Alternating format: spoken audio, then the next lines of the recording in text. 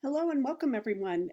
We're getting started a little bit early today, so I thought it's a change. We have a different kind of a setup here on Facebook, so I'm getting used to it. I guess we're all kind of getting used to change, right? We're kind of forced into it. We're like, okay, thou shalt change, and so we all end up being in our quarantine areas because of the coronavirus, and so we will be starting the Cosmic Oracle show here very shortly. I just thought I'd say hello and kind of get it started first. And we have a wonderful, wonderful guest on our show today, LLEYN Moss. So you guys are really in store for an exceptional lady. She's not only exceptional, she's bright, she's full of wisdom and such courage. Wait till you hear her story. Her courage is beyond the beyond. And so I had the good fortune to meet her at UFOCon. When was that? Just a month or so ago? I can't remember when it was. What day is this? Where are we? What planet is this? So anyway, hi Marie Wright. Welcome aboard the mothership today. I'm just starting a little early. I'm going to be pulling in Revolution Radio here in a second, and then we'll get right on to our guest, LLEYN Moss. You're from New Zealand, Karen Mary. Welcome, welcome. At least during the quarantine. Wow, New Zealand. I haven't been there. I hear they have these amazing hot pods, the hot water that's right next to the ocean that you can sit in. And so you're sitting in hot water with ocean waves coming up over you very gently. Is that true? The flippin' arc here. Yeah. So, yeah, we'll just get started. I'm just starting a few minutes early here. Oh, I have to grab my phone just a second.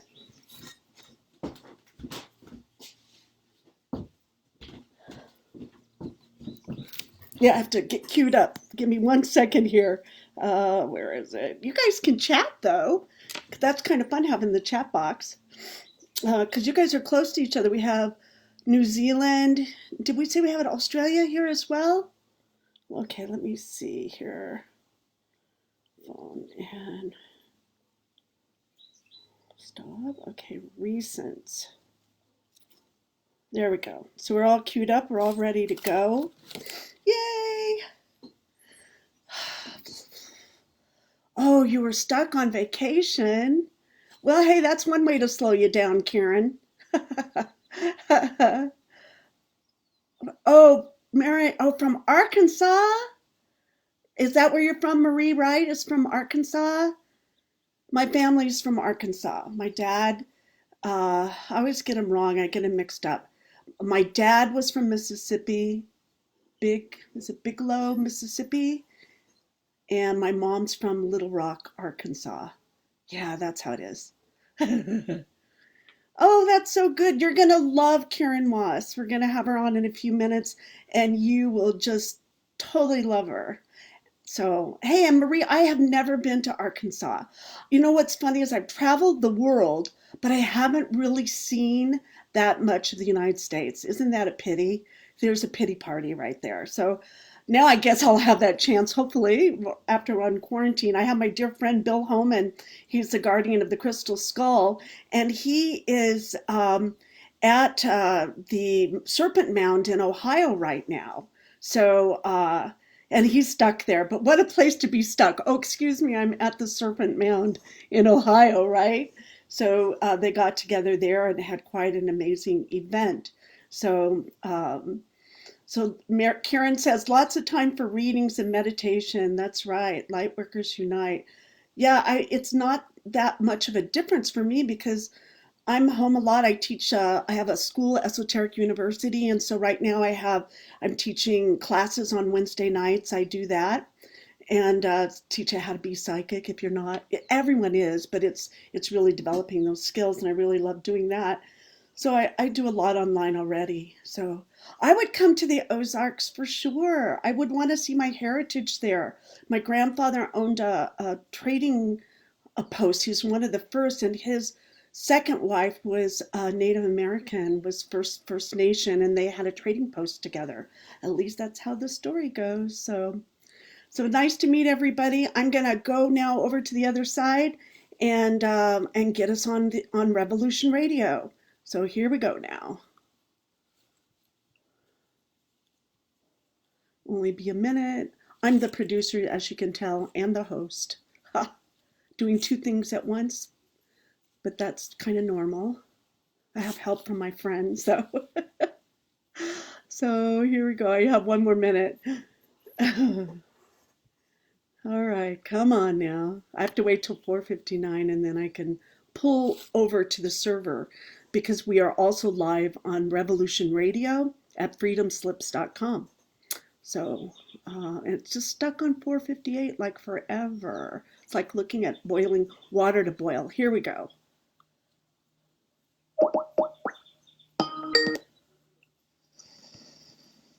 Okay, so we're live there, but I have us muted. So now I'm gonna go here and we have that, and then I'm gonna go to Freedom Slips. Where did that go? To go here. And we'll be right with you. We'll be starting soon.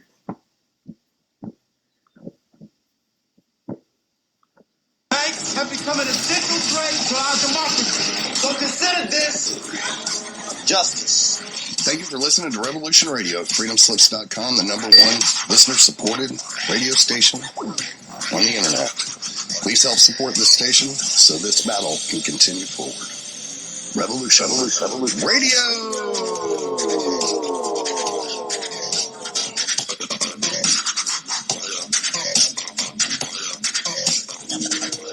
The opinions expressed on this radio station, its programs, and its website by the hosts, guests, and call-in listeners or chatters are solely the opinions of the original source who expressed them. University. Oracle. B.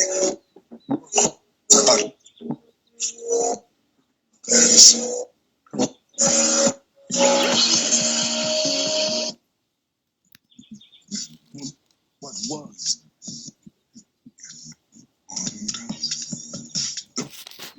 Barbara, complaints of any medical or financial quality.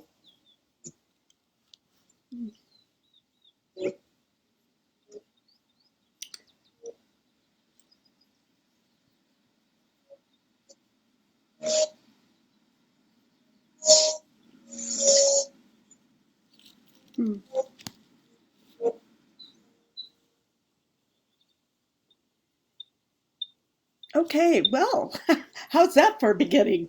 Hi, welcome everybody.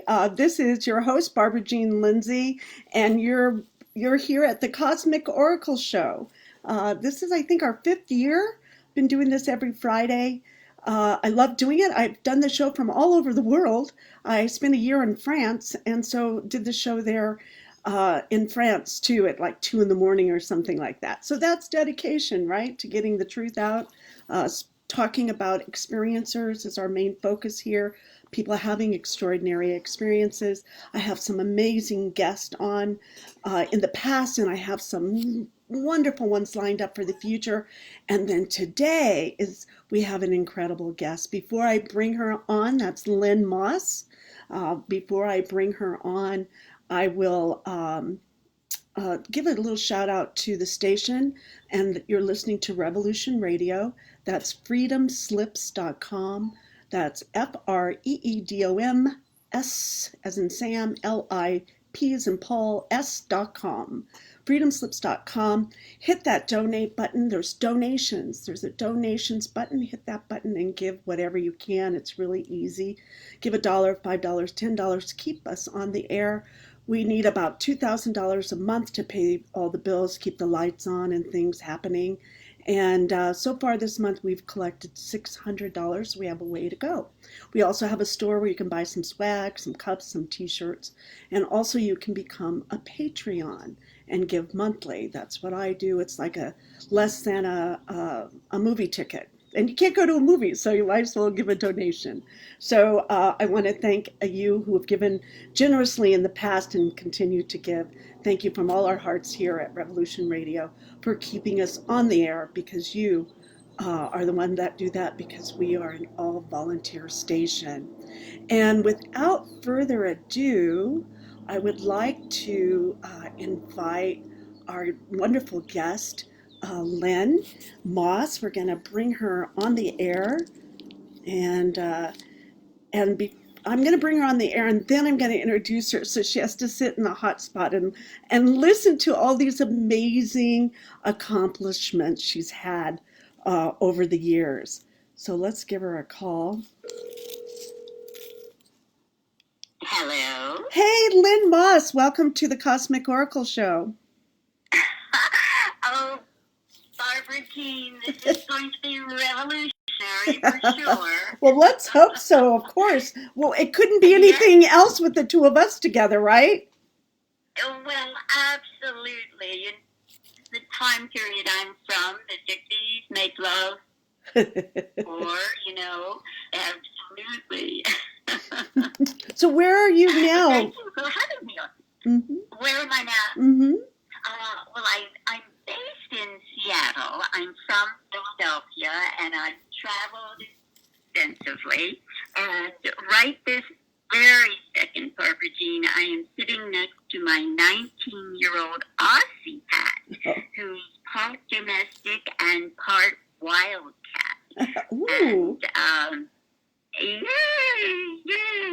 He's the love of my life. Aw. I know I've had some amazing pets in my life, and they're not pets. I like the familiar, when they're called a familiar, because they just so get in so tune with you. I have little Mary Margaret, and she's definitely a part of this show. Yes, exactly. Well, it's interesting because right before you called, I was writing, or Spirit was writing through me, and what came through was animals are love, humans are programmed. I didn't get the last part. Humans are what? Programmed. Oh, programmed. Got it. Yes, got it. Yes. Yes, so very exactly. True. So they're like open and unconditional by nature, right? Yes, that's by nature, absolutely. And that's why they're here, to balance out our, as we say in Yiddish, our Mishigas, our nonsense, Yeah, we need them, Barbara Jean, and the corporate facilities that are taking them out, exploiting them, don't know that it needs animals. And it's interesting because my neighbor that the coronavirus is actually the revenge of the animals because of it starting possibly in a lab. China is, of course, where they have that horrible festival every year, in Yulin. Yeah. So it's going to be interesting to see how all this unfolds. Right. It will. And before we go much further, I have not given them your background. So I would like to give them a little bit of your background. So, yes. So we'll start maybe a little bit with your theater training. Eric give us something to remember you by, something distinct, something unique. That sounds interesting already. Yes. Do you want an example of that? Yes, please. Okay. So when I came to Seattle and I went to see a casting director, she said a comment to me which is very typical of the theater, but probably not familiar to non-actors or actresses. So the part that I was to be auditioning for required me to sneeze. And what she said was, do not sneeze, be the sneeze. Oh, interesting. Yeah. I like that. Yes, exactly. Because in acting, you have to peel back the layers till you get realer until you hit the golden nugget, you know? Right. Well, isn't Yeah. that a metaphor for life in general, right? Oh, my goodness. It should be. You know, Barbara Jean, it should be. But what we're seeing today is, you know, as we were talking, it's utter and complete chaos. And what people don't realize or recognize, they have a choice. And because an authoritative figure like the government, like the Pope, like the education system comes along and says, this is the way it needs to be done, it only needs to be done that way from the institution that is creating the law. Mm-hmm. It doesn't need to be done that way from those of us who are in recognition of choice, of free will, of, you know, knowing, okay, that's that perspective. I mean, that's why I wrote to you that I like the song, The Colors of the Wind, because there are so many colors on palette and so many more colors in frequencies beyond our frequency on Earth, you know. So we can all choose a color. We don't have to come with a pre-prescribed color or listen to somebody else's pre-prescribed perspective on life. Right, you know? right. And not to be your past either. And I would like to talk to them. I mean, you have quite a past that you had to overcome to be where you are today. So at the age of 15, the age Anne perished in Bergen-Belsen concentration camp, and meeting Anne Frank's only surviving relative in their grandmother's house in Switzerland, purchased during the war, and standing beside Anne Frank's 3-year-old chair from Frankfurt, Germany, where your family was also from, and who also perished at the hands of the Nazis. And then you discovered that your family owned the largest department store in Berlin in the 30s and 40s, which was confiscated by the Nazis.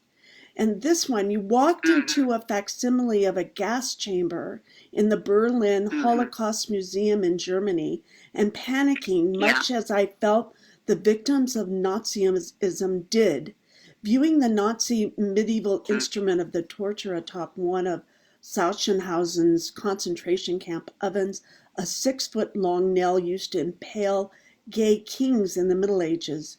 Finding your family in Frankfurt, Germany, the next generation that your father thought had been eradicated. So that's quite a brutal history there, my friend. Oh my goodness. It's Barbara Jean, when I started to do the research on the family that, I mean, they were murdered. And Yad Vashem in Jerusalem, in Israel, is a big collection house for testimonies of survivors and for retrieving Holocaust information. And I wrote to them about my relatives, and I have all these documents saying gassed. Wow. Gassed at Theresienstadt, gassed at Sobibor, gassed at Auschwitz. Absolutely. And you know, I think I've never really put this together until the second that you and I are talking.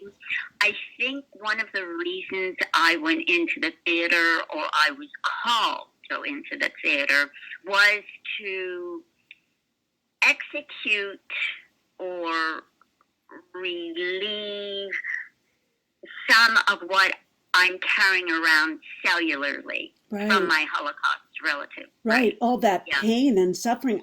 You could probably never finish the tears from that. Oh, yes, like the Native Americans, right? Right. The Trail of Tears. The Trail of Tears, exactly. Exactly. Yeah. Well, Yeah. and you go on to say that 35 of your cousins lived in a small town and they were all exterminated and gassed. Yes. Yes. Yes. Yes. It's and see, to me, what's going on currently, because I'm going on 74, is this coronavirus is a roundup to me. It's a roundup like they did in the Holocaust, except that we're not targeting Jews. We're targeting humans. Yeah, all of humanity, right? Exactly. Yes, because the reptilians, the Dracos, they're hot on the trail now to get their planet back, and we're in their way. So, we're just going to be eradicated. And every day, there's some new stipulation. Read, right? I think it's April 1 is the date that they're shutting down the internet. Oh, I didn't hear that. Yeah, it's 1 or the beginning of April. I mean, it's like, we need to pay attention. We all need to read Agenda 21. Oh, yeah. I have a copy of that somewhere. Yeah. I have a copy of that. Yeah. Yeah, because this is a continual unfolding. And, the way to deal with this or live with this is not to come with revenge, well, you said I could say anything. So yes, you can. Okay. So, I was listening to a young girl in England and how she wants to deal with what's going on. And she said, we need to get the tanks and we need to get the guns and we need to take these motherfuckers down. Mm-hmm. Well, you know what? That's no different than what the motherfuckers are doing to us. Right. We need to graduate from that thinking into higher frequency where, like the animals, everything is love, because that's the way we can make life work, minus violence. Our country and our planet is so filled with violence that, we have been deliberately left out of the Galactic Federation. And that was the meeting that Eisenhower had in the 40s. I'm sure you know about this, right? Yeah. And he was asked if our planet would put aside weaponry, put aside war, and Eisenhower said, no, we can't. And the Galactic Federation said, well, then you cannot be part of our federation, because we are a federation of light and we are a federation of love. And planet Earth can be that, but we have to reorganize, reevaluate, raise our frequency, come from our heart, come from our higher chakras, not our lower chakras, which are about you, survival, dominate, control, restriction,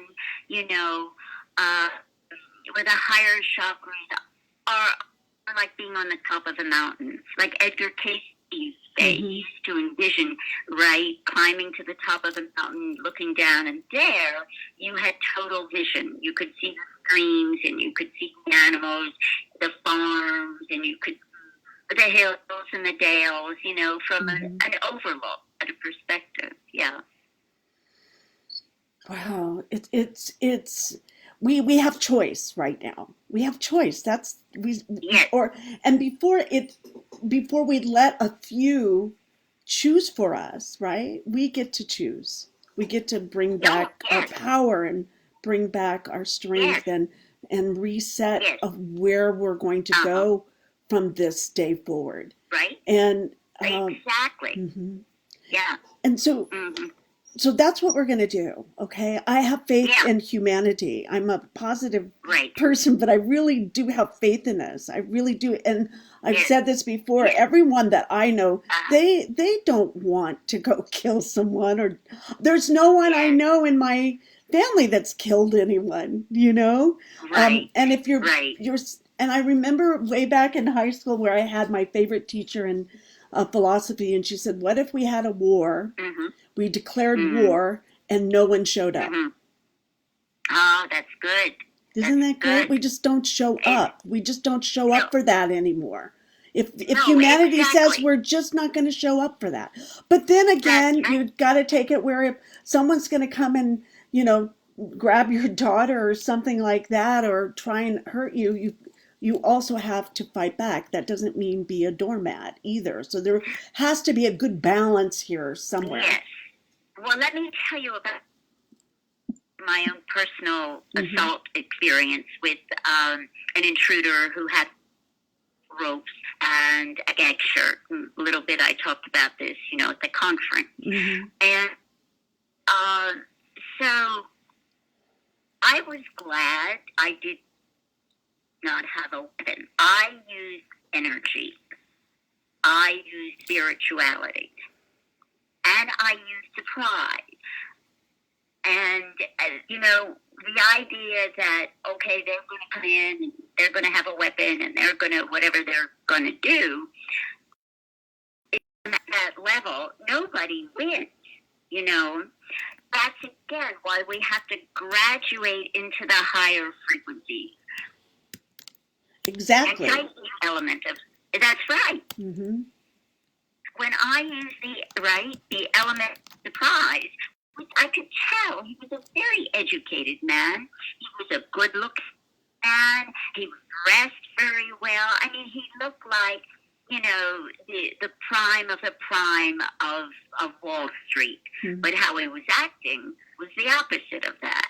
And so when I told him I had AIDS, he had enough consciousness to recognize, okay, I was not prepared for this. I better not continue with some of my activity, And so this is my thinking as someone who's lived on the planet, who's done a lot of spiritual work that, and as I mentioned in the conference, I have a friend who wrote the Awakening Chronicles, where she talks of fear of uniting. This is what's got us. This is why we're in a stranglehold right now with the coronavirus and all the other situations that we're in a stranglehold in, because we accept it as reality. It's one timeline. That's all it is.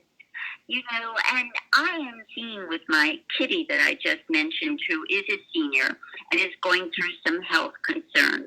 If I stay in the health concern that he appears to be manifesting, we're not going to get anywhere. Right. If I throw him a picture of health, of how he looked as a kitten, if I get his toys out, it's like, shake it up. Like you and I were talking about, Absolutely. There are lots of balls in the basket, and we don't just have to pull out the first one and go, okay, maybe this is the one I'm stuck with. These are the cards I've been dealt. Well, that thinking is non-productive. It's non-healing, and it's non-futuristic. It's not evolutionary, It's true. And so if you can put most of your energy forward, looking forward. Yes. So where do we go from here? It reminds me that we're like kind of stuck with the coronavirus, like right before you have to break that board to go through it, to we do in firewalking, you take a board and you put everything you're afraid of on a 1 inch by 1 inch board, and then you take your hand and you break through. Well, a lot of people stop right at the board. So that's kind of the coronavirus. So let's look at past the coronavirus. Where are you going to be? What are you going to be doing? Are you going to be traveling? Or you're going to be in a play? Are you going to write a play? Or you're going to, and let's start talking about that, because it's where thought goes, energy flows, and we're kind of stuck. Everyone gets stuck right where we are. So let's just keep moving forward. Well, absolutely, and there's so many ways to invest this. I mean, there's a wonderful Irish expression that says, have the wind at your back, And if you have the wind at your back, you're always moving forward, You will not stuck, because nature is calling to you, is pushing you from the back, at the same time calling you forward, Right, because that's something we can count on in this world is change, right? How That's many right. lifetimes That's have you had this lifetime, Lynn? Oh my goodness. Well, you know what, Barbara Jean, if I ran down all the aspects of my life with starting with acting, going into modeling, being in the Miss America pageant, getting into meditation, then the ET came into my life, then I became homeless. There were varying assaults along the way. I've been on varying radio shows talking about animal rights, talking about ET, and meeting very interesting people, like I met Julian Casey, who was Edgar Casey's son. And very interestingly enough, nothing like I would have expected Casey's son to be. He was not particularly warm, and he was not particularly sensitive. And he, being the son of someone who would be called a sensitive, said to me, "Do not be so sensitive." And I thought, that's a very strange thing for the son of a sensitive to say. But what was interesting about that, there was a woman who spoke at UFO MegaCon, and she had also met Julian Casey. And he said the same thing to her: do not be so sensitive. And what he meant when he said it to her, that she figured out, was that she was on a path and she had to continue her path. And by he giving her this message, it was like, this is teaching for you. Just put this into your auric field and work with it as a teaching, which is an interesting perspective. Yeah, it is. It is. Yeah. And, I met Dr. Elizabeth Kubler-Ross, who wrote on Death and Dying, the 5 Stages of Grief. And she very willing to work with me on my ETs or whatever it was I wanted to. And I told her no. And I told her no, the Mantids were calling. And I worked with the Mantids was so immediate, so pressing, that it took priority over everything else in my life. Yeah. Because basically, Barbara Jean, I threw away a 1967 Miss America pageant body. I threw it away. It didn't matter anymore. In the pageant, we had to be 32, 22, 32. We had to be, the breast and the hip size had to be the same, and the waist size had to be 10 inches thinner. I was a beautiful young woman, which is why I was employed. And none of that mattered to me anymore. It didn't matter that I was beautiful. It didn't matter that I had what most women wanted and yearned for. Because all that mattered to me was my relationship with the Mantids and their teaching to me. Okay. So, and yeah.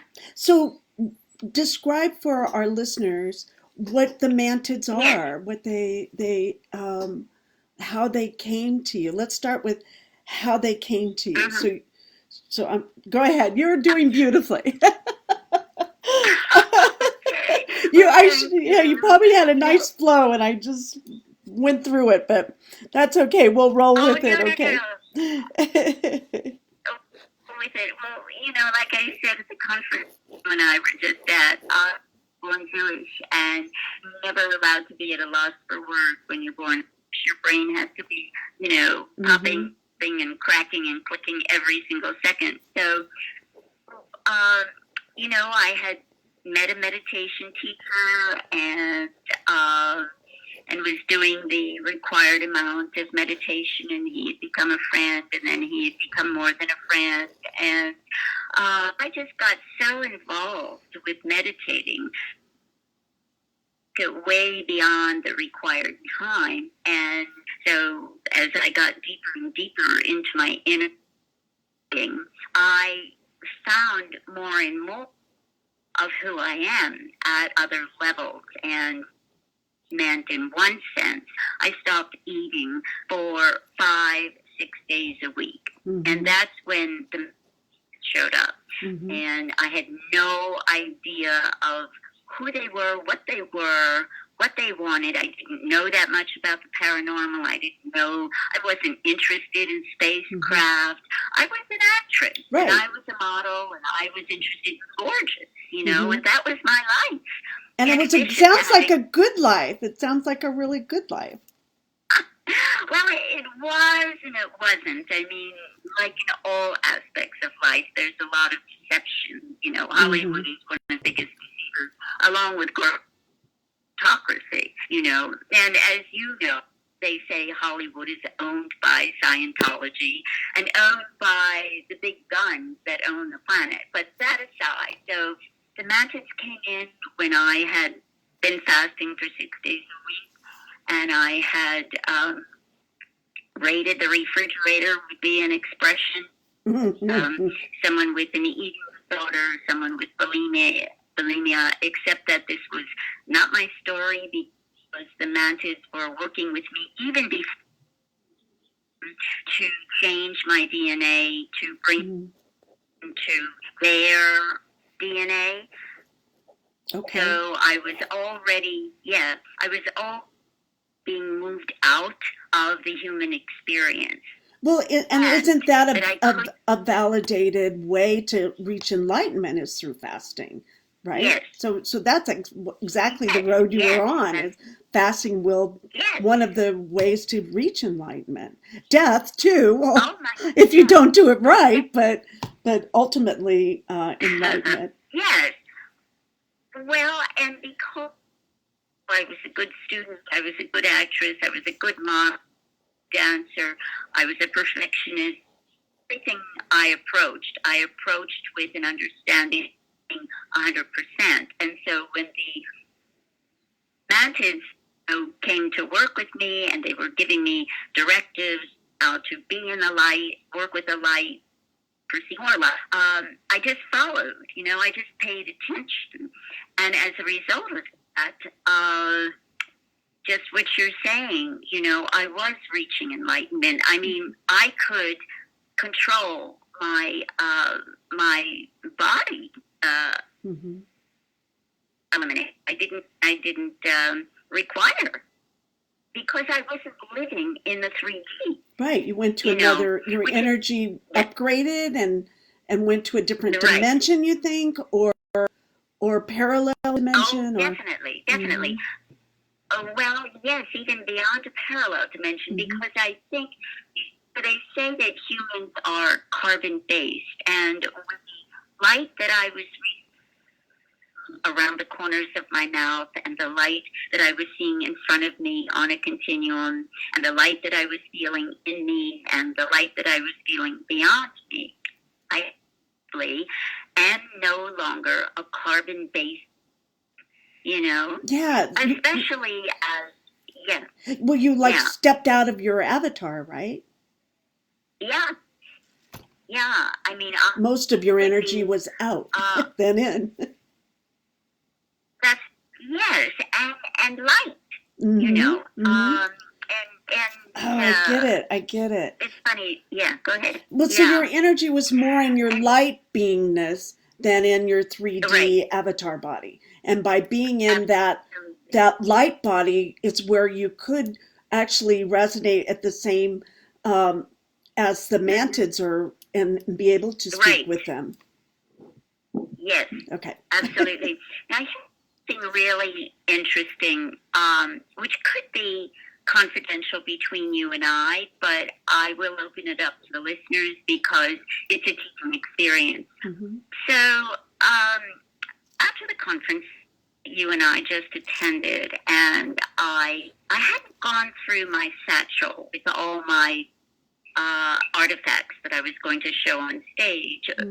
But before, our meeting just now, I did go through my satchel, and I found something that was not in there when I left Seattle to go to San Francisco to be part of UFOCon 2012. Someone had put in my satchel 2 drawings of Mantids. Whoa. Without a face, and the other without bottom. And I put out, and immediately I thought I knew who did it. What you and I were discussing before. Exactly. And it was all right. Yeah, I got all kind of, in the 3D, all in the freak out mode. I was going to call you, yet I knew you were busy. And I thought, just sit with this, just handle it. And when I flipped the energy, it was no longer an oh my God scenario. It was like almost something like a child, if you're going through a coloring book, would discover, oh, I didn't realize I had a page to draw, and I could deactivate the hysteria and upgrade, and so it doesn't consume me then, it doesn't encapsulate me. Yeah. And I think that's what I know that's what Mantid were doing with me. They were removing me from earth plane experiences and my earth plane body so that I wasn't encapsulated, so that I was beyond, So you were neutral, and you could become neutral to all of it, and then you could get what they were saying, right? They could actually communicate with no fear. Well, and there was never any fear the Mantid. There was only fear with that one suitcase being that I talked about, at the conference, right? But in NBC, researchers said to me that suitcase experience was an initiation for you. And it was almost like in Seattle, we have a man named John Hogue, who's quite a frequent guest on Coast to Coast, and he's a Nostradamus scholar. And so it's almost like these things were happening when I was 30, had been set in motion a long time ago in another solar system, or another galaxy or another universe. So it's actually all unfolding according to as my soul needs and wishes to get further understanding, like the coronavirus is unfolding, but it's like, where are we choosing the unfolding, right? Which chakra? Yeah. And so when you first saw them, let's go back to the very first time, and they actually, did they just appear out of nowhere, or did they walk through a door, or they walk through a wall, or what were you? They just were there. They just were. One minute they were not there, and the next minute they were. How many were there? And what did they look like? Right. And yes, initially there were quite a few. There were two main ones who stood in front of the windows right in front of me. But there were others who went to the windows on the side of the room. So collectively, I don't know exactly how many there were, because my attendance concentrated on the ones right in front of me. Right. And the ones right in front of, initially, as I mentioned at the conference, had the feelers. And so when they turned me into one of them, I had the feelers. But then that group of Mantids left or came back with the Sagaras, which are ancient ascension helmets. And so I love that. I love that. Yes, I absolutely love that. Yes, I know. There's always something new to learn, Barbara. Oh, I want to learn all about that. And we also have a guest, Thomas, asked if you know anything about the Mantids, about navigating a natural occurring wormhole. Have you ever heard of that? Say that to me again. Yeah, tell me that again. He asked if you know anything about navigating, the Mantids navigating a natural occurring wormhole. Is that how they come through, or do you have any idea? Well, no, I don't. But this is coming in from the chat room, or yeah, it's in the chat and on Facebook. So, okay, let me ask about that clairvoyantly and see what shows up. Sure. So what I'm hearing is a worm is one method for them to live here, but it's not the only method because there are different species of mantids. There are mantids that cannot even sustain any kind of form here because their frequency is so high. And so the mantids that came into my room were mantids that could sustain earth plane form, but they were taking orders from a higher group of mantids which cannot even live on the planet because their frequency is so high they would have to drop their frequency so low, and it's not something that they do. And do you think they can sustain it for so long? They can only be here for so long. Is it tough for them to come down because the density of where we are is so dense, right? And so slow. Right. Exactly. I think the ones who elect to come here who can, like you say, sustain a form, I think that they can pretty much call the shot when they come and when they kind of like Sasquatch, possibly, you know? Oh, yeah. Well, Thomas says only insectoids are capable of doing that, of navigating a natural occurring wormhole, I guess. He knows quite a bit about different races, so he's enthralled with your interview. What's his name? His name's Thomas Alvin. A-L-V-I? A-L-V as in Victor, I-N as in Ned. That's my father's name. What? Yes, that's my father's name. What is your father's? A-L-V-I-N.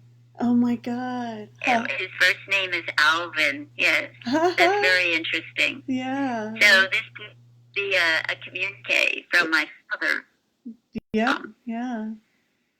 Well, I love that's that fascinating. I love that your mantids are here with you now. I can feel the shift. The vibration went up with them coming in when you went to look at them clairvoyantly. They just came in. I loved it. Yeah. Yes. Well, Lorian was telling me, she actually didn't tell me this until just recently, that when I went to register at UFO MegaCon, she saw a very loving mantid by my side. I wouldn't. That makes total sense. Sense. Yeah. And when Oh, I'm just thinking when I was at Stargate to the Cosmos, I had two different people come up to me and say they saw a huge Sasquatch standing right next to me, and I couldn't see it, but they could see it. So it was, and you just go, what? Yeah, I know. Do you feel connected to them? Do you feel like they're your family? I do. I really do, and it's right out of. I wasn't looking for it, right? It's like you. You were looking for, enlightenment. I've always looked for that, but I think with you, it was a combination of like you were built to do it, right? Yes. Well, it's funny, Barbara Jean. It's interesting you say that because when I saw the rewind, from the conference that we just did, I look very much like a mantid. Yes, you do. You definitely do. And it's funny because I look more like the Sasquatch. I have big shoulders and no neck. It's fascinating, isn't it? Isn't it? As we take these different body shapes. Yes. Yeah. Do you know who knows a lot about this? And Tom might be interested in this too. He's an author. His name is William Henry. And I met him years ago at an Opus conference. And he did a demonstration of a reptilian. He was standing behind the podium. And he took his hands and he flapped them up and down several times on the podium. And he said, if you humans this, you'll know that they probably are reptilians. What? Yeah, I know William Henry. I don't know him personally. We've served on a panel together at Evolve at an expo. And he's a brilliant man. And so what do you do with your arms? You flap them like a bird or? Well, demonstration he was giving. So he was standing behind the podium, and he took his hands and he raised them in the air, and then he flopped them down on the podium, and he raised them in the air, and he flopped them down on the podium. And he looked like, he didn't look human. You know, he looked like a different kind of a being. Like a and reptoid. He said, yeah, exactly. That's right. Wow. And he said, when you see humans doing this, they're not human. They're reptilian. Huh. So he's a shapeshifter? Is William Henry a shapeshifter? Mm-hmm. Well, no, I don't think he was necessarily saying that about himself. He could have been, but my sense was he was giving an example. Just making a demonstration. Yeah. Yeah. Okay. Exactly. Yeah. All right. Right. Thank you for that. Yeah. So I would love for you to describe what the mantid look like to you, because we have different drawings out there. We have, are they green? Are they yellow? Are they different colors? Right. Are they, and how long have you had this relationship with them now? This first was established 40. For how long? Yeah. 43 years. 43 years. I mean, you got to know what you're talking about, okay? Yeah. That is a family. That is a family dedication there. Yeah. And Barbara Jean, you know, they are so with me all the time. Not to the degree that they were in my grandfather's house when I was 30, when I was in meditation 24/7, and I was fasting, you know, 5-6 days a week. But they continue to talk to me and with me in my mouth. And I always know they're present when my mouth starts to click and pop. And an example is, I was very surprised. I'd gone to the grocery store about a year ago, standing in front of the produce department, and all of a sudden the mantids showed up inside my mouth. And they don't generally show up in the grocery store. So that was really unique. And I never really figured out what their mission was, you know, as I was looking at broccoli or whatever I was looking at. But they always show up in some way to let me know that they are with me.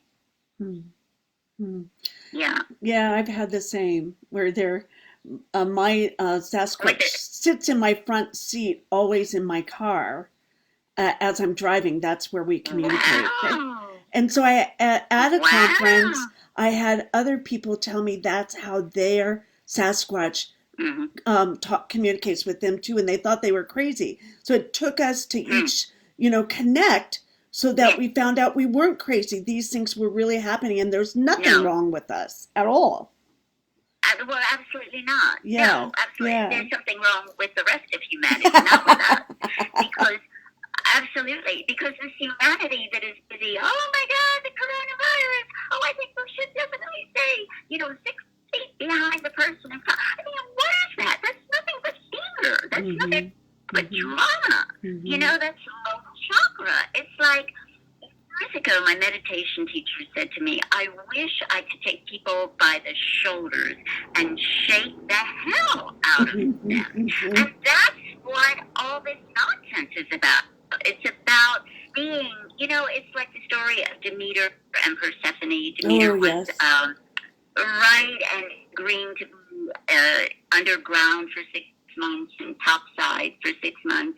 And it's like, you know, we don't have to make these agreements.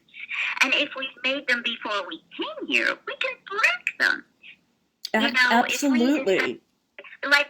Yeah, that's right. This is the message, I think, if anything, you know, comes forward today from our connection and our sharing, is that people unfasten your seatbelt and wiggle your toes and, you know, look at a tree outside your window from a different angle. Just shake it up. Do something different. You'll feel different, and you'll recognize you step outside of what the government is enforcing. Yeah. But the situation is, Jean, it's not the government. It's not China. It's not Trump. It's not all these governments that are doing this. They are puppets for the higher beings that are all planet, the reptilians and the Dracos. Mm-hmm. And they're the ones running the show. So what we have to do is unite in the light, in our higher chakras, like you were doing, with your global meditation, Mm-hmm. and recognize that we are sovereign beings. And in our sovereignty, we cannot be taken out, taken down, restricted, have our freedoms removed. We cannot, because sovereignty will not allow that. And in that sovereignty, we can invite the Dracos and the reptilians who are brilliant technologically, but have no soul. Mm-hmm. We can invite them into the world that the light workers live in. Yeah. We can invite them. So if they're so great technologically, they can build themselves a heart, just like the Tin Man in The Wizard of Oz. They have to use it, though. No, everyone can have a heart. Right. You have to use them, though. You have to use them. Okay. Yeah. That's right. Don't put them on a shelf. Don't have them be what we say in Yiddish, a gazatska. Do you know what a gazatska is? No, I don't. Okay. A gazatska. I like the word.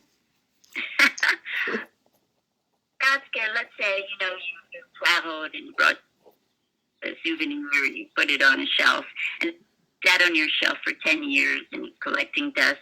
So gazatskas are things that sit on the shelves and collect dust, I like that word. I'm going to use that word. Gazatska. Yeah. I like it's it. Tricky to spell. I cannot spell it for you. It actually begins with a T. Oh.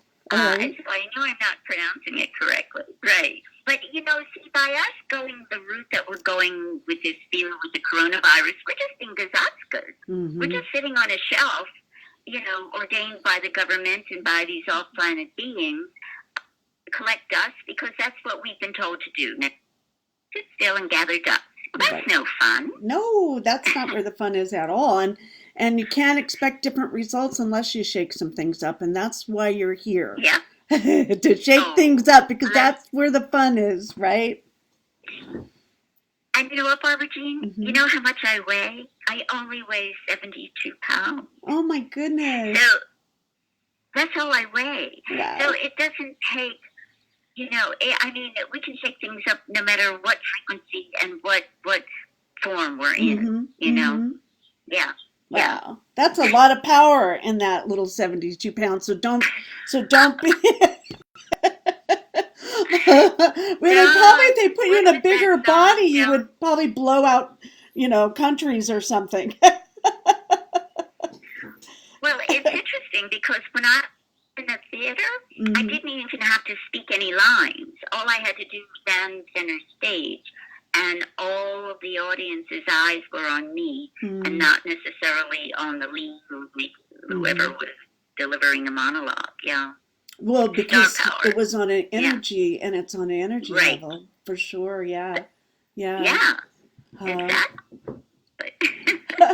Well, I would like for you, let's go back. I would like for you to, and we do have some more questions. It's 5:51 and we have a break in 6 minutes. So, and we just have a 7-minute break.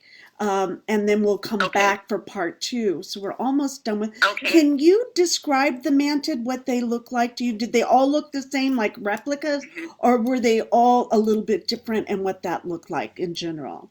That's a great question. Is that from you or from the chat room? From me. Okay. That's my question. That's a wonderful question. They, the ones who stood in front of me were, I'd say, maybe 9 feet tall, and they were very similar looking. They were dark, and I would say they were uniform looking.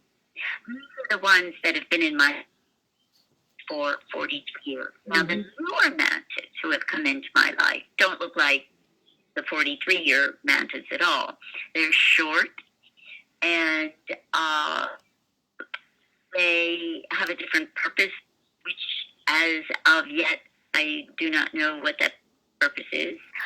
And my sense is that they have color, and the 43-year tall, dark mantids do not have any color. No color whatsoever. Oh, that's interesting. So, I would say that species of mantids I know, the short ones, the not ones, and then the ones that don't come into form, that they each carry their own auric field, their own frequency. Yeah. But answering your question, that were directly in front of me, they were uniform. They look like clones. Yeah. And so, when I see them, I always think of the pictures that we've been given is they look like a praying mantis. They all look the same.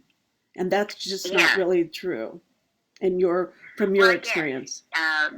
That is very much, in a sense, how they can appear at a larger level, because the praying mantises on our planet, there's so many different species.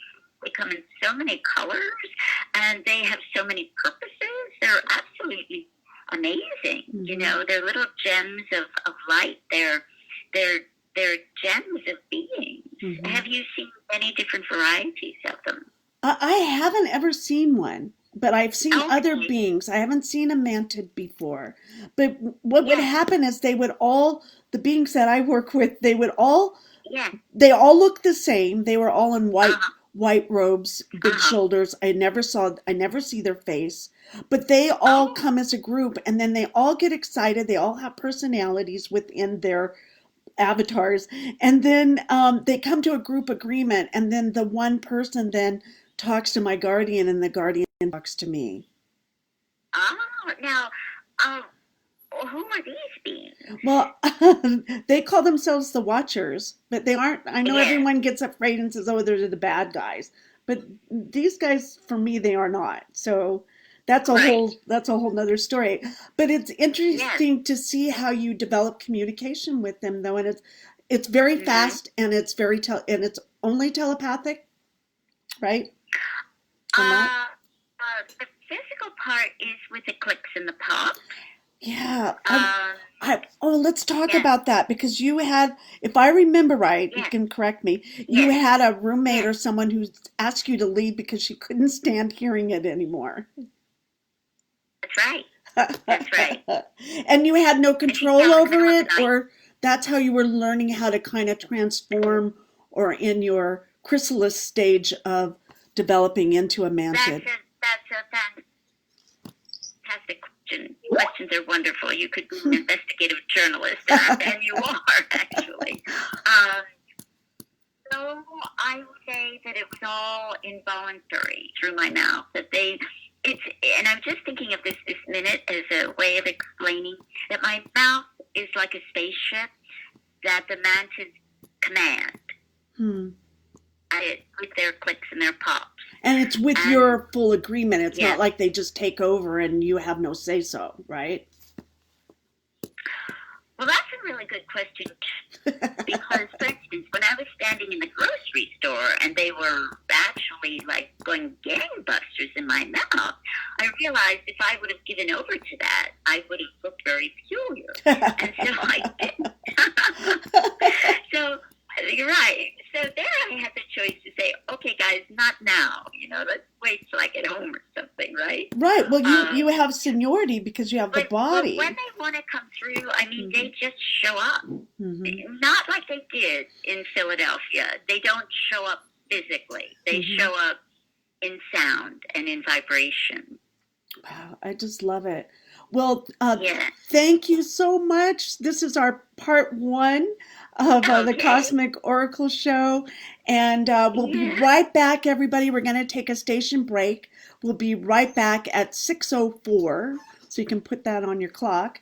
And we'll go back. We'll continue this fascinating conversation with your relationship with your star family, the Mantids. Yes.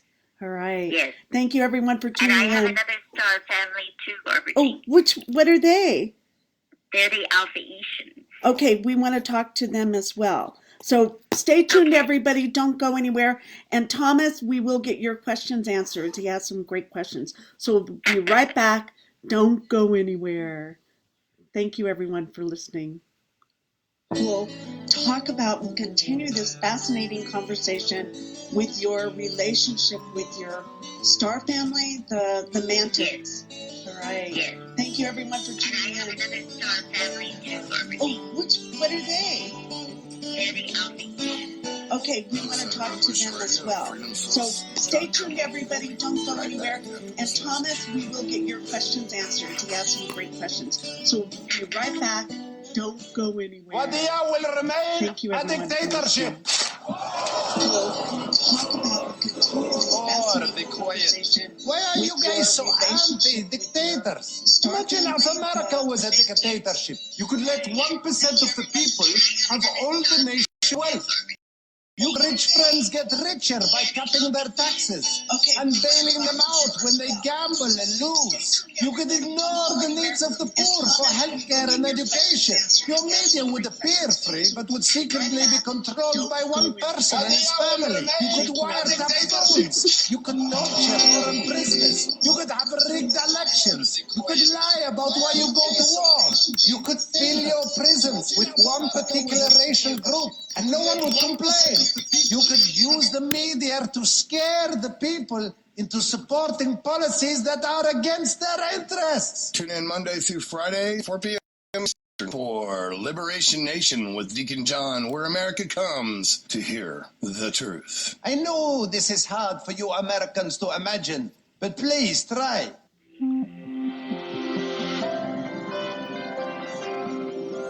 Ohio Exopolitics will be on from 4 to 6 p.m. Eastern on Studio A.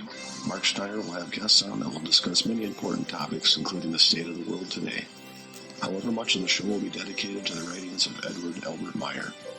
Let me read a short passage from one of his writings. Love is the highest principle of creation, and through it, everything exists in logic. All of nature I is know indescribable this is hard splendor. for you Americans There's to nothing but imagine, creation but which is please expressed try. visibly. The love of creation is everywhere, because without it, nothing at all would be.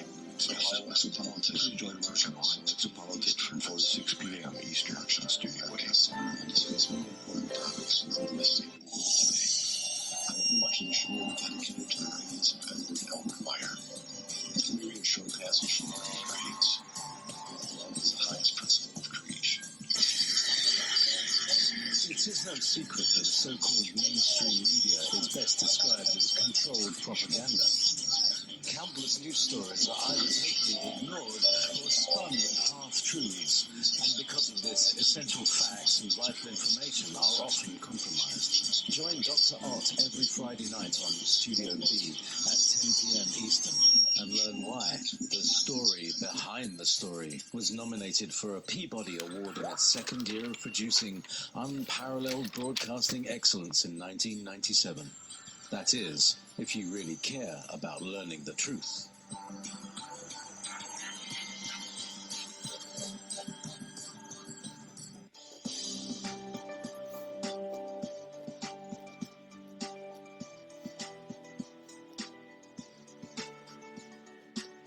Transcending time and space, let us take you to the place inside your mind where thoughts divide and mysteries unwind. Join us every Monday evening right here on Revolution Radio at freedomslips.com from 8 to 10 p.m. Eastern Time. And you will catch the Fenton Perspective with our great host, Lorian Fenton. Come listen in as she shares her amazing stories from the past to present, along with all of her guest secrets to the future. That's the Fenton Perspective every Monday evening right here from 8 to 10 p.m. Eastern Time, only on Revolution Radio. Oh, and you don't need to expect us. We're already here.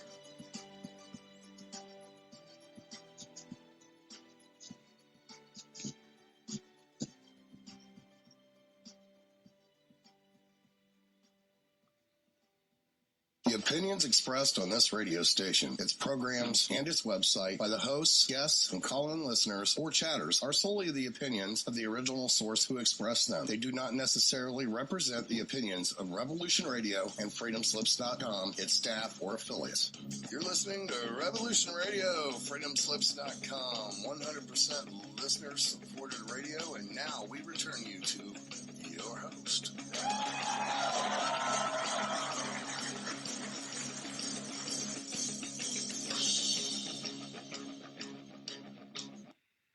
This is your host, Barbara Jean Lindsey, and welcome back to part 2 of the Cosmic Oracle Show. Thanks for tuning in, and thanks for giving generously to Revolution Radio. We're an all-volunteer station.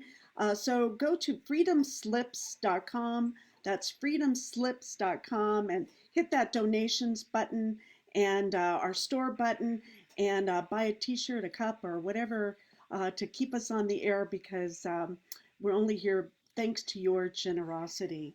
I also want to thank you for purchasing my books. It's barbarajeanlindsey.com. I have 3 books right now. I have Dying for the Light, and I also have Sekhmet, an Egyptian Goddess Revolution, and I also have the White Light Meditation, and those are all on Amazon.com, so you can support my work that way as well. I appreciate that in advance. And so back to our amazing guest, LLEYN. LLEYN, are you still hanging in there? LLEYN Moss. I'm with you 100%. And I love Segment, by the way. I saw the cover of your book. It's amazing. Thank you. Thank you. Yeah, we had someone ask if you're on Facebook. The photo is a beautiful original painting by my friend Jan Newell, who's an artist, who drew this for me before I went to Egypt and had this whole experience with Sekhmet. So it's pretty. Wow. So like you, I have an interesting life, because we have these amazing beings from other dimensions or other portals or other whatever those space continuums are, that really add so much to our lives. Yes. Here. Oh, yes. Absolutely. And do you know James Gilliland's ranch? Yes. Trout Lake? I haven't been there. I have not actually been there. Right. Well, at his ranch, supposedly, they have these amazing E.T. cat beams dropping in.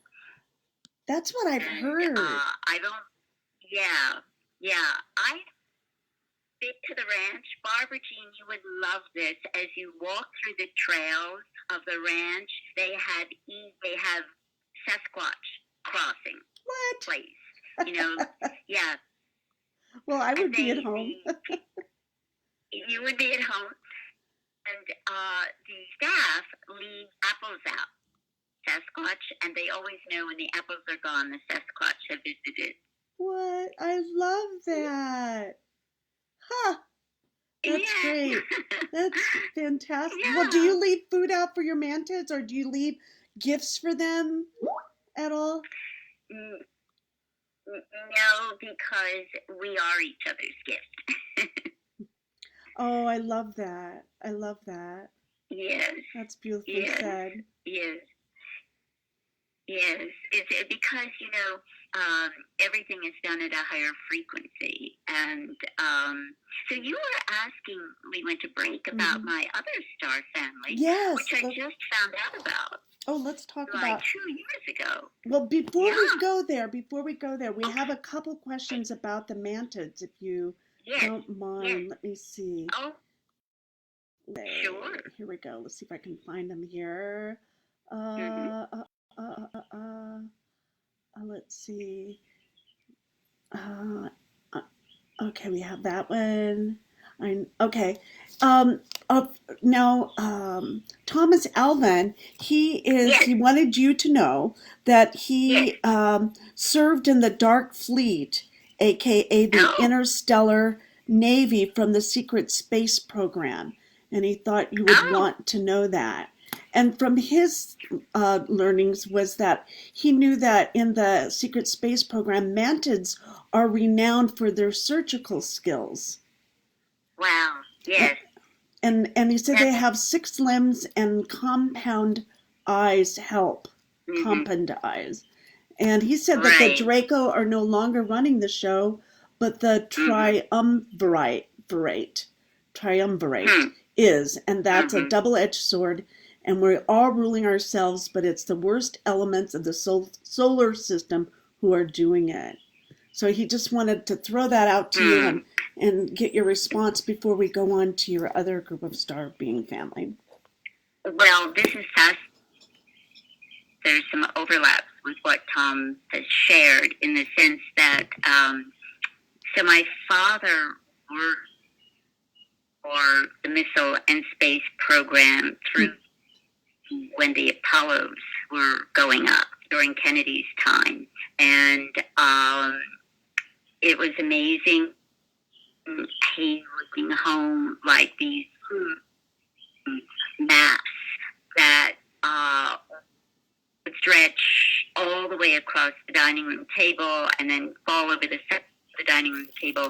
And I remember like a white background with lots of blue ink going in many different, and Dad wore a badge, and I was a teenager at the time, and I didn't really ask him about this amazing work that he would bring home. But when he was dying, I approached him and I said, Dad, you know, would you share the Army experiences and the Apollo experiences?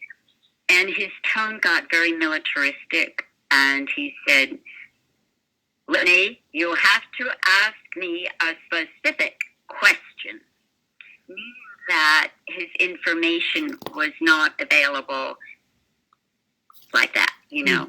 But I thought I might be interested in hearing that. And also that, which I spoke about at the conference, that my cousin, Eisenhower's pilot, and I know that he knew things that he was sworn to secrecy about.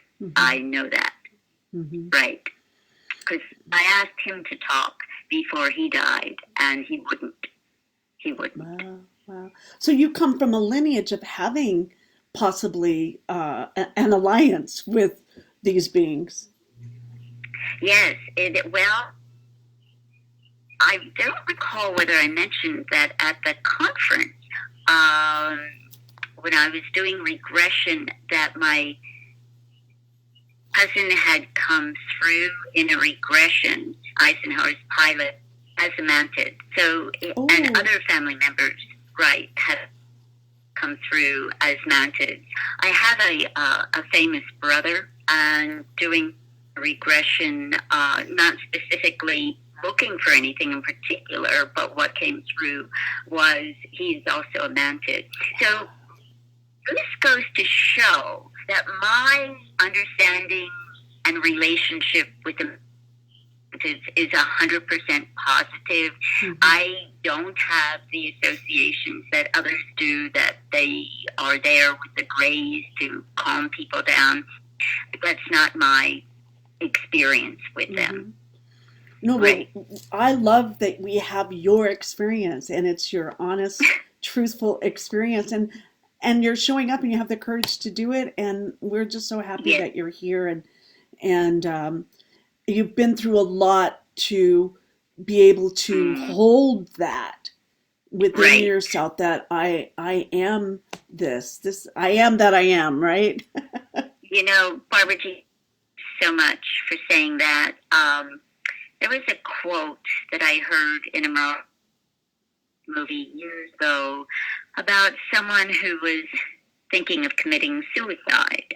And the answer from Meryl Streep's character was, when you think you can't go on another minute, you go on. You know? Yeah. So, and it's like, as you know yourself, and as Tom knows, and others, we're here on a mission. This is an assignment. This is not to be taken lightly, because our planet is in crisis. Yeah. And, right, yes. You and I, right, and others are here as light workers to elevate the frequency, to move the planet forward, and hopefully the humans will come along. You know, the trees, and the plants, and the animals are willing to come along, but as a human, that's the bigger question. Right. And I mean, and our star family is definitely doing their part, and Sasquatch are doing their part, and now it's up to the humans to come in on it. We have a chance here to get it right this time, and not have the Well, we planet do. totally blow up again or start all over. Well, it was interesting because, right, when Perry Cassidy was speaking, and as you know, Mm-hmm. talked about, I just saw her rewind, and in her rewind, she was saying that, and I agree, that this whole situation right now that we're seeing with coronavirus is a game, and it's a game of polarity, and in the polarity is the teaching. Now, I agree with the part that it's a game. I think the part about within the polarity is the teaching. Where I come from with Mantids and with my Alpha Eastern family, there is no polarity because polarity is a lower frequency. Yeah. And, right, or that from the Sasquatch. Yes, exactly. Yes, yes. And I yes. learned it when I had the so- near-death experience and went out that way. That's where I really learned it. Yeah, Mm-hmm. that's right. That's right. And, so it's really where we align. But some of it is our soul work. Where are we called to align, right? Mm-hmm. And, yeah. So, that being said, we do need to get busy because Agenda 21 is going to be accelerating, and we just can't go along just washed like beetles. We have Right. to move into our heart and move into our pineal gland and wake up. Yep. Yep. We Yep. have to wake up. If we do not wake up, we will be meeting a situation in which we're forced to wake up. Mm-hmm. Mm-hmm. Right. Yeah, Right. and it's where get off our knees and take back our planet. How's that? That's right. That's right. That's what we have to do. But That's a David Icke get off quote. our That's knees. I'm sorry, that's a David Icke Oh, quote. And I love that. That's so David Icke. Yes. So David Icke. Yeah, that's right. When I was at UFO Megaton, I was rushing by a woman from Russia. I was rushing to see Neva, and the woman called out to me that she'd had a reading, and it was phenomenal. She recommends it for everyone. Mm-hmm. I didn't know that he gave personal reading. Yeah, that's what I do. I've done it for 30 years. Right. That's what I do for a living Right. for 30 years. Yeah. Yeah. I love it. I love And it. Yes, and do you see that, you want to have spaces, for everyone who comes to you, coming to you with a thing, question or a situation, in a time period, Yeah, in a week? definitely. There's definitely Right. not a coincidence. And it could be something that I'm working on personally too. So it is a reflection of myself. So Sure, that's right. and That's you're right, yeah. where we have work with the Earth and the planets and the Federation, Galactic Federation, but we also have our soul healing that we're doing that is not to be taken lightly sometimes either, right? Right. That's exactly right. Yeah. And I did what you're doing. I did it for a number of years, and I enjoyed it. But other things are going on now. So Yeah, you're right where you're supposed to be. Yeah. So let's talk about your other star family. Well, this is amazing. So you know who Tolek is, right? Yes, yeah, I've had him on my show. Him and his sister. Excellent. Mm-hmm. Yes, exactly. And so I found out maybe 2 years ago through Adana about her star chart. And I ordered a star chart. And oh my goodness, I was so blown away. It didn't have anything to do with the mountains. So I come from Purpolis, which is a planet in the Pleiadian constellation. Mm-hmm. The star is Electra. And the race of beings that I am from are the Alphaeans. And I am a 9-foot-tall, blue-skinned, eyed master of songs that started to incarnate on Earth 100,000 years ago. And what I do is I work with the undersea beings, initiating tone. Hmm. And I've developed this to such a degree because it's healing that I've been asked to speak at the medical advisory of the biosphere on the planet of Purple. And I have 4 children, and I take my children with me. Of course you do. Of course, I wouldn't. Of course you do. Oh, that's so sweet. Thank you. And my husband is a Stargate guard. And my name is Avoria Padaria. Hmm. And Adonna sent many pictures along with what this area looks like, and they're very beautiful pictures. They look actually like Earth plane tropical pictures, like Hawaii or Haiti or Mm-hmm. But they're very, very beautiful. They're very peaceful looking. But that's just a piece of it. Because Adonna mailed me 13 pages about my star family, and the print is very small, so I have to blow everything up. I don't have a computer on my smartphone to read everything. But those are the key elements, I would say. Yeah. Oh, but there's something else. This is amazing, Barbara Jean. So when I was acting, now I'll move forward in that. So the Alpha Eshans under the sea, and they on land. While I was waiting in the wings to go on stage in New York, I turned to a woman who was my cast member, and I said, "What is that on the side of your head at your temple?" And she said, "Oh, that's my fish gill." And I said, "What do you mean?" And she said, "Well, I can breathe through that." And so my understanding is that the Alpha Eshans are kind of like this woman that I met, when I was acting, that we can breathe in different manners. We can as undersea creatures, and when we're on the land, we breathe as land creatures. A real life human who had one of these on the side of her head. And I'm not saying that but I never met through the fish gill. I've heard of them, and I've had one come in a lucid dream to me before, but I've never seen one. That you're so lucky. I'm sorry, the phone was breaking up. Oh, would you repeat? Yeah, I've never seen one. You're very lucky, but I have seen one in a lucid dream before. Yeah. Yeah. Yeah. And we, my kids and I called them It the, was fascinating. yeah, we called them the koi fish family. But that was an What was that?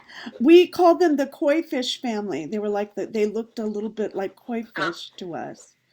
But they were yeah. Yeah. But very elegant. They were very, very elegant beings. Yes, these beings can be. They can be absolutely divinely elegant. Absolutely, yeah.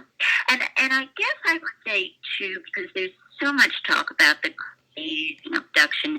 I also have had an experience with the Grey, but nothing like the abduction experiences. It was not scary, and it was only fleeting. I was having dinner, and a Grey just showed up while I was having dinner, and it was a corrugated blue-green Grey, which meant that its head,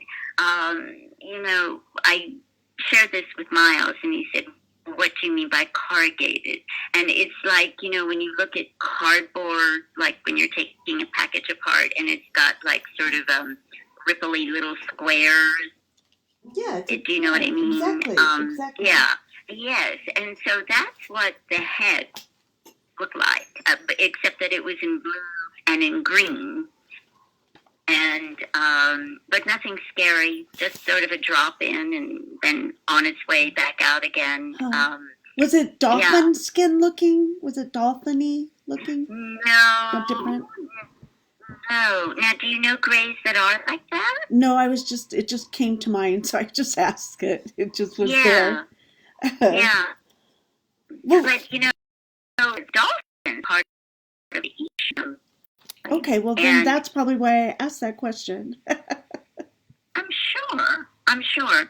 Because when it comes time to gather food, the dolphins and the alpha Etians work together.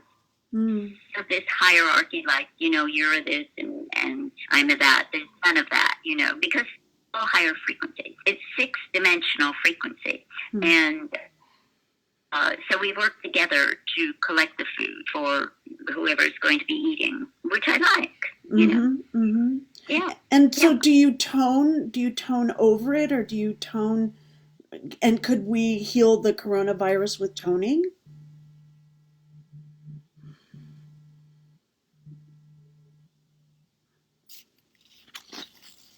Hello? Hello? Okay, I lost you there for a minute. I'm sorry.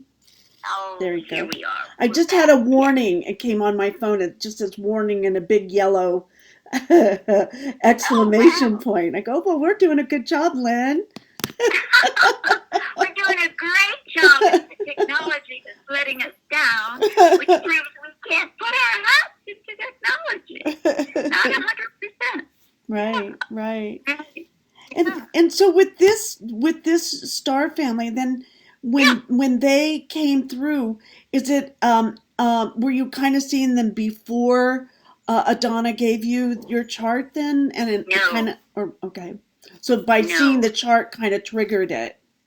Yeah. Okay. I mean, I had no knowledge of them whatsoever, because my main relationship with ETs is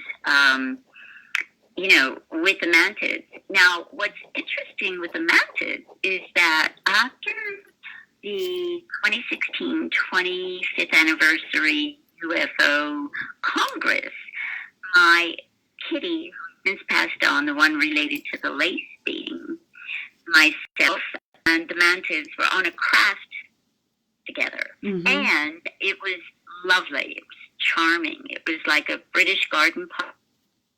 And we were all having tea with my kitty. It was just very sweet. It was just lovely. My experiences in these realms are not frightening, except for that one, the kitty being.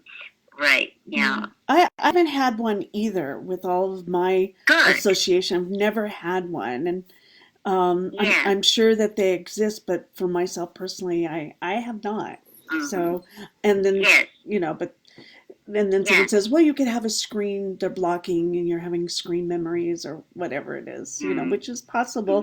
I don't rule it out, but I'm also very courageous, and so are you. So I think we want the truth, and we would get at it sooner or later. That's right. So, That's right. And just because on a planet which is said to be a prison planet doesn't mean that our interactions off planet have to be scary, because that's not the nature of our soul work. Yeah. Well, we're probably the rest of they all play nice together. We're the ones that don't have it.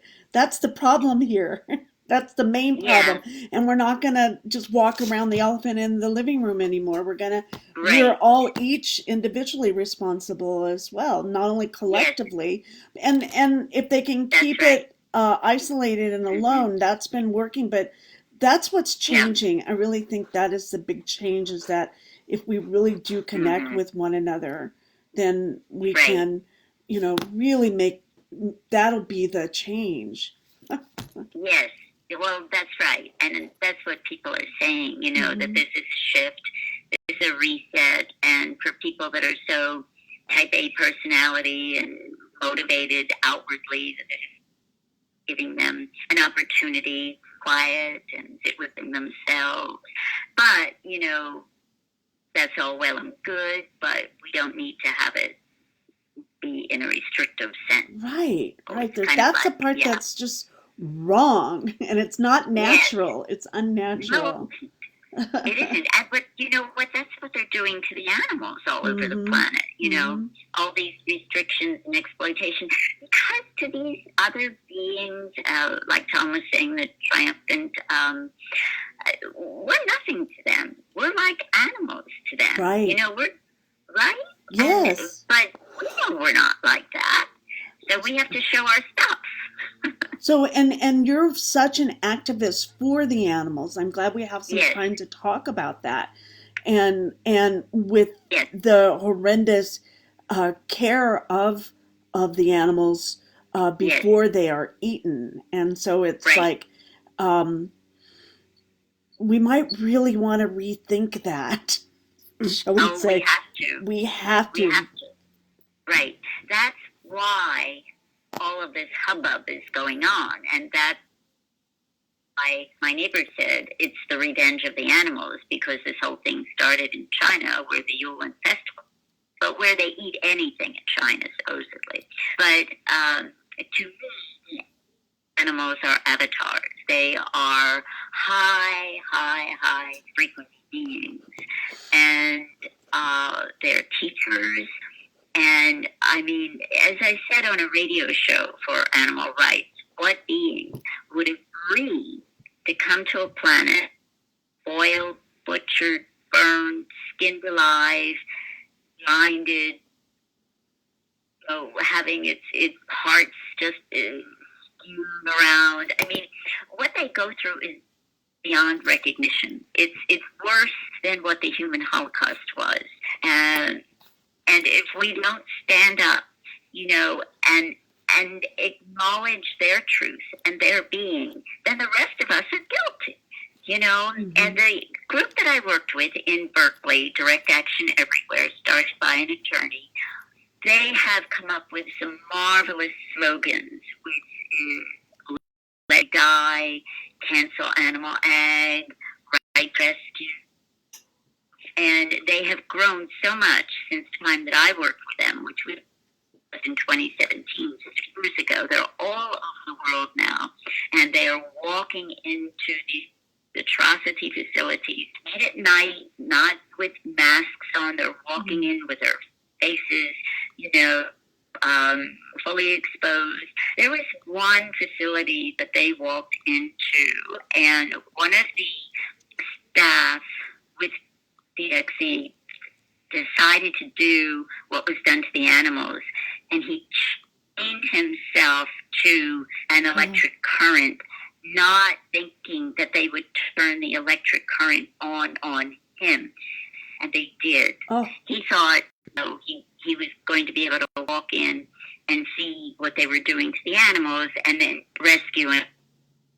Well, they turned the current on him, and it was, I mean, he had this thing around his neck, and the electricity was through his body, and you could see his face just drying up. His face was just drying up. And his fellow workers from DXE managed to get him unchained, and he couldn't walk, and he couldn't breathe. He got him to the car, and they got him to a, and he turned out to be okay. But see, at the soul level, he agreed to that, to show, you know, I mean, we think, okay, we're looking at animals. Well, he's a human, and he had the same thing happen to him. And the fact that they do that, Barbara Jean, the fact that they would turn on the electric current on a human, that's a crime. That's a criminal offense. It is. Right? It is. Definitely. Definitely. So if it is with him, it is for the animals as well. Absolutely. Well, see, that's what the American Indians say. That's what the indigenous people around the world say. It's the white people, it's the puritanical teachers that have established this hierarchy. First God, and then man, and then woman, and then child, and then animal, and then people. And I mean, that's absurd. We're never going to heal with that kind of thinking. You know, we are all one. We live inside of each other, and a tree lives in us, and we live in a tree. You look into any animal's eyes, and you see intelligence, and you see joy. So one of the things that I wrote to you about was giving water to 6-month-old piglets who were in industrial trucks, been driven across the country. They were they were in awful condition. They'd had no water, they'd had no food, they weren't allowed to be protected from the elements.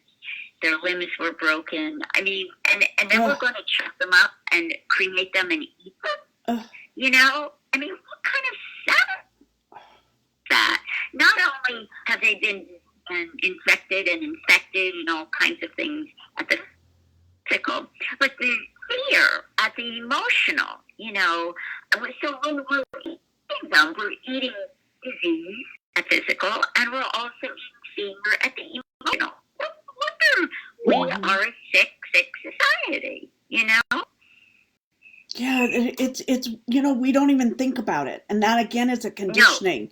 No. Don't think about your food. Don't think about your history. Right. Let us tell you what your history was, because we all know that the history is just not true, right? So let's rethink, and we haven't been told how to run our bodies. Really, why weren't we ever taught that in school? All about our bodies. We should all know every part of us inside our body, and most of us don't. Why weren't we taught that? How it works? Because it would empower us. Right. And so maybe eating the flesh from other animals is a way, and it's stuffed with hormones and antibiotics and who knows what else is it must do something to our vibrational field to keep us lower. Oh, it does. Well, yes, of course. And, you know, vivisection, you know what vivisection is? It has every university in the country where they take a living animal and cut it up while they don't give it any anesthesia because it's part of a science experiment. What kind of insanity is that, you know? I mean, everything that we are doing, school children who have little chickens, you know, being born, and this situation, but so many times formed legs because of the situation that they've come from and the situation that they're in. And, you know, the school children are told, why are they adorable? Well, they're not taught that they're deformed, that the chicken might be in pain. That isn't part of the instruction, you know? And the fact that we throw chickens down chute and shoot them up again while they're alive. We have this bizarre, macabre thing in the factory farms and the meat farms and everything where animals are being dealt with, where we have to cut them and slice them and skin them while they're alive. While they're alive. But you know what that's for, Barbara Jean?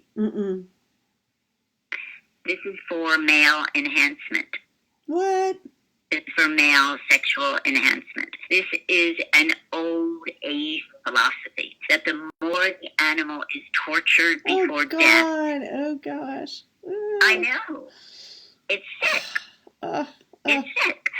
And so I just thought of this minute. So we're talking about pedophilia, all these crimes against women, against children, you know, the perpetrators are possibly having animals that were not just killed, but were tortured for that reason. Yes. So what's happening is that the philosophy, let's say, of the Chinese that believe this, they do the animal, then someone goes, then the philosophy is in them too. And then they go act out. Could be. Could be. Interesting. That's really interesting. I know I was vegetarian for 13 years and I got out of it. And I just by talking to you, you're very, I got to do it again because I did feel lighter and brighter. It's that simple, I guess. Yes. Well, yes, of course, because you're not clouded, you know.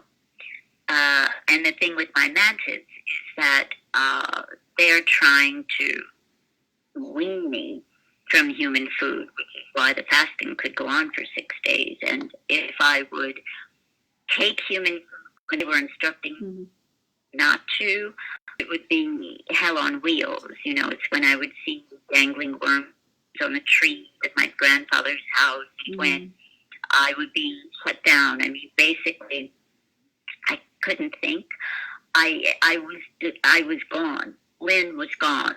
The woman that you're talking to now was just not present, not available when they were working with me and instructing me not to eat. Makes sense. Yeah.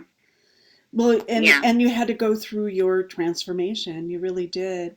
We have a comment from Stephen Keith Crawford. He says they believe that it gave them male enhancement, is what he says. And then on the other hand, we have it's for adrenochrome. I've heard of that too. But I like Thomas's also his what he has to say in chat is we're blessed to be on this planet compared to overwhelming number of ET governments. This is a paradise in comparison. And he said he's tired of earth bashing. Most people don't know how good they have it with no frame of reference to what else is out there. Interesting. It sounds like Tom has quite a number of experiences. I think he might have to come on the show. I think, yes. Oh, and I will listen to Thomas. Yeah. Yes. I didn't quite understand what Stephen was saying. Could I hear that comment again? Yeah. That it is for adrenochrome. And that's from fear-based. It's a fear-based drug that comes from the tortured animals. I think I'm not sure. Don't count me on that. But it is based on, it's a product that is based on fear. So. It's from China or Asia? I'm not sure from where. So, Stephen, you'll have to let us know in the chat, and we'll take a look. So. And is that's being injected into the animal? They use it like I think it's in the blood of the animals, but don't anyone quote me on this, but I think it's, and then they drink the blood is from my understanding of it. I could be way wrong, but I think that is my understanding of it. So yeah, so hey, let's just go down this deep spiral, okay? Let's go down this deep dark spiral, but it's good to take it and take a look at it no matter how harsh it is. We want the truth, and sometimes the truth isn't easy. And we have to get it out of the subconscious into the conscious so we know what we're dealing with. You know, right. We have to put it all on the table, like you, even if they're not attractive, so that they're not in hiding. Because when something is in hiding, that's when it controls, you know. It's true. It's true. Yeah. All of it's coming out. So it is like the earth is rebirthing herself in a way. We're rebirthing ourselves, and that I've said it before. And when you give birth, it's messy, and it's loud, and it's harsh, and it's painful. But there's an end to that. You have a beautiful baby on the other side. So we're kind of rebirthing ourselves into what we really maybe were from the very beginning, but. Maybe a better model of us.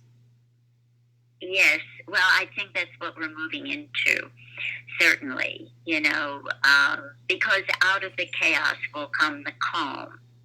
We are in the eye of the storm right now, and eventually the storm will cease, and we will be on the other side. But it's till we get there, you know. It's just, which is what.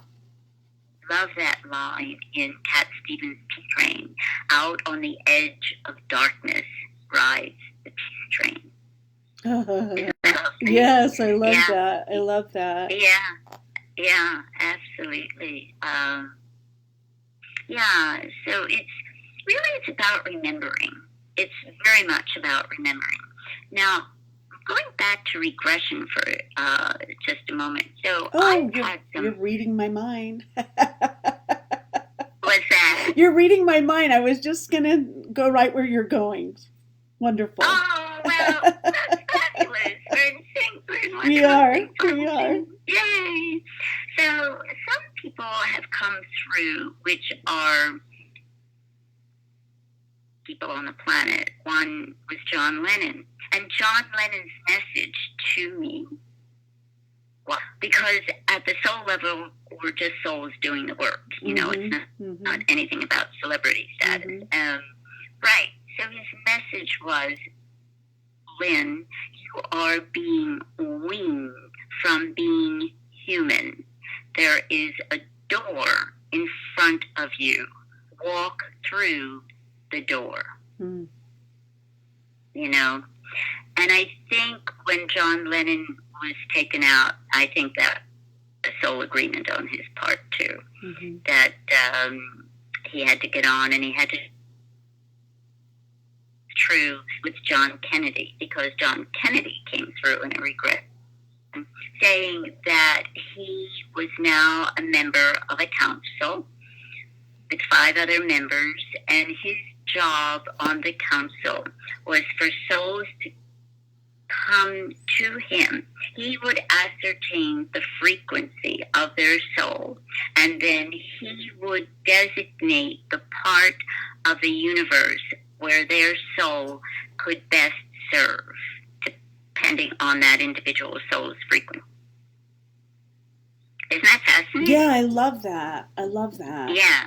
And that's kind of what we're doing here, too. I mean, all of us, we have that ability to be an ambassador, all of us. And that's right. To serve humanity. That's why we're here, really. Absolutely. Absolutely, yes. And so with that, do you remember I about a song? Yes, yes. And, yes, and I'm not a singer. This is not about hearing lovely pipes. This is a song that I learned years ago when I first got at Frontiers Fellowship. And I will sing it, and your listeners then can to themselves, sing it to their animals. Barbara, you can join in with me. Oh, right. If we want to sing it several times or just kind of put it out there. Okay, so, go for it. I love this. Is there a name for it? Is there a name? Is there a name of it?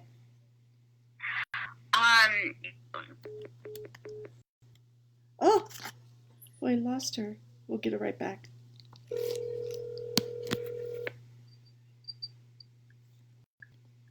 Are you back?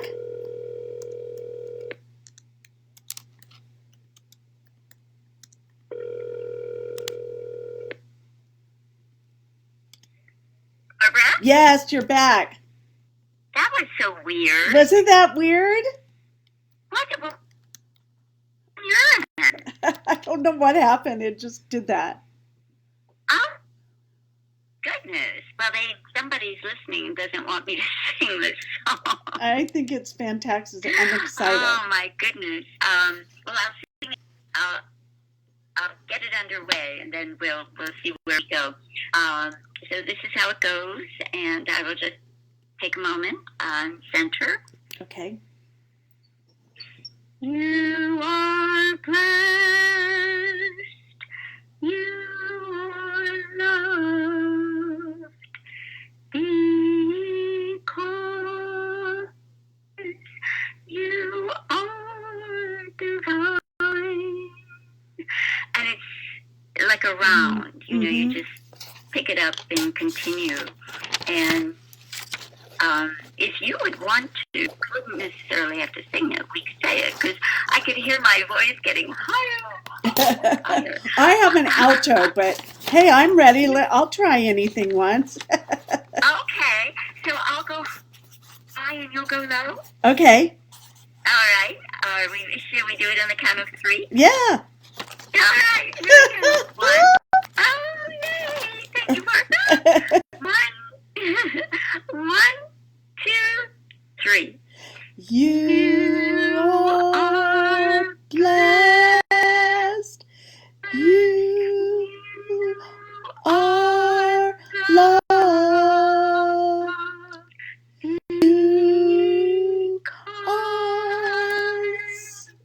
You are divine. Oh, listen to us. I think we should give ourselves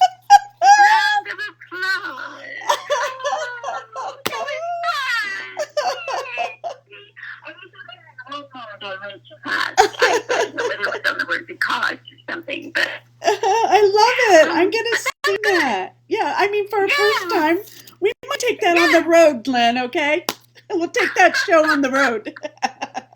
Do you think we should copyright it? Yeah, Well, I it's think so actually for already been sure. copyrighted. That's great. Wouldn't that be amazing if every teacher conference opened with a song like Yeah, that? I like Wouldn't it? that. Yeah. Yeah. Well, and it's where we can Yeah. connect through tone, like you were saying.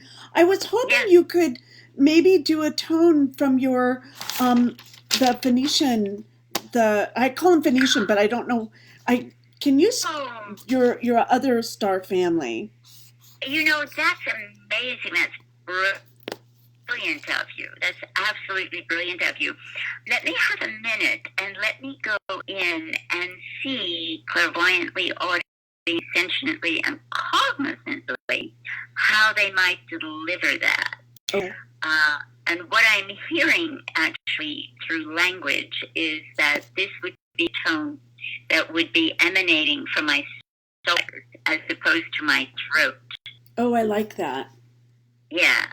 Mm-hmm. So that's just, if you want, we can hold this envisionment of tone. Okay. And the listeners can hold envisionment of tone. They can choose a color, and we can hold the pineal gland. And also, I'm hearing and crown chakra. The color that I'm receiving, you can share with me what color you're receiving, is lavender, which is... Of course. That's right where I was going. I was going purple and then some turquoise.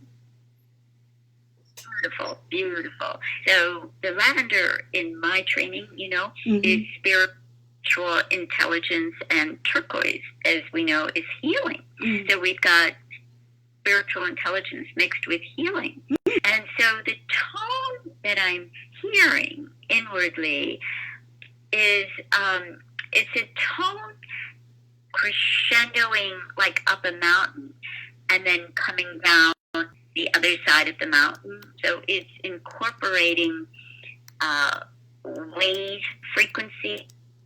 So that's what they say, frequency, the motion of wave.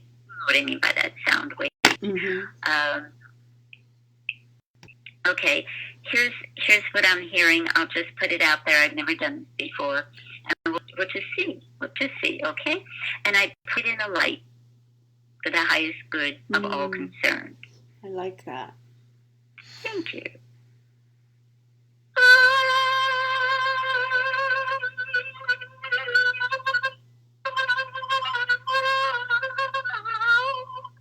Did you hear the mountain? I did. What was that?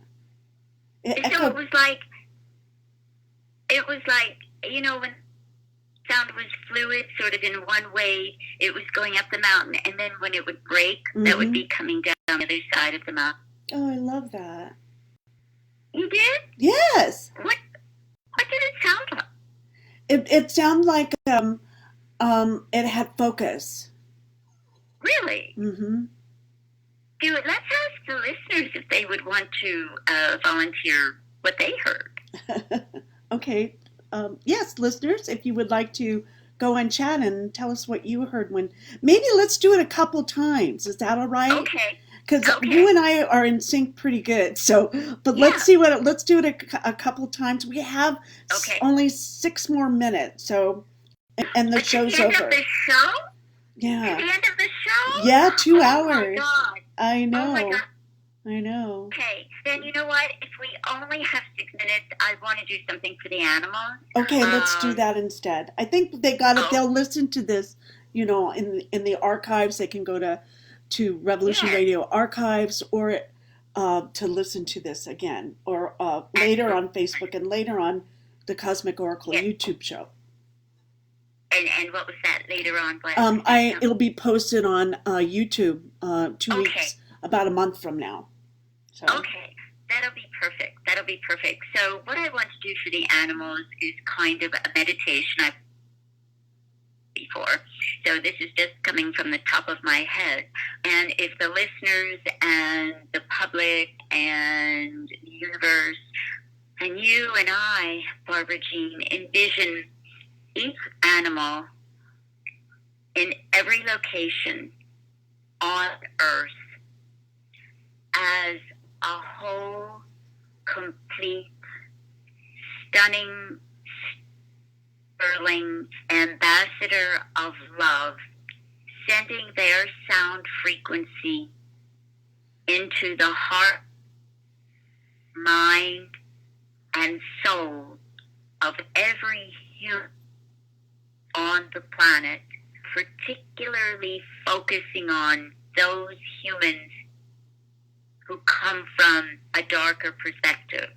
So these animals that we are holding in the light for the highest good of all concerned are lighting up all the darkness within the pedophiles, the murderers, the government, the education system, everyone who has an agenda that they are following due to higher orders, which does not have to do with love, harmony, and peace. The animals, planet Earth, along with the loving ET animals, are awakening the cells within each and every human to foster love, so that within each and every cell, love is being active in innumerable colors. Lavender which is spiritual intelligence, turquoise, which is healing, blue, which is spiritual power, spiritual quickening, the color of sustainment, light, the color of purity. And as some people would say, blackness is not darkness, that blackness is the potential for what can be.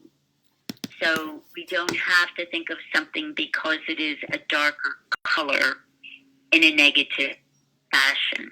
And when I use the term darkness within the hearts, these pedophiles and murderers and so on, that needs to be lit up, that's a different frequency.